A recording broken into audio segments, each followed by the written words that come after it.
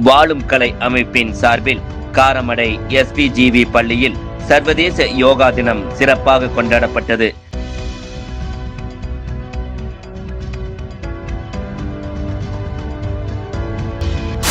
இந்த நிகழ்வில் அமைப்பின் மூத்த சர்வதேச யோகா ஆசிரியர் டாக்டர் சசிகுமார் கலந்து கொண்டு 300க்கும் மேற்பட்ட மாணவ மாணவிகளுக்கு யோகா பயிற்சி வழங்கினார்.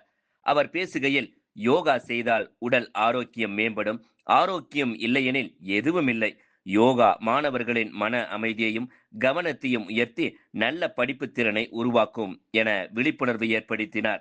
இந்த நிகழ்வில் வாழும் கலை அமைப்பின் யோகா ஆசிரியர்கள் ராமச்சந்திரன், பேச்சியம்மாள், பள்ளி முதல்வர் சசிகலா, நிர்வாக அலுவலர் சிவசதீஷ்குமார் உள்ளிட்டோர் கலந்து கொண்டனர்.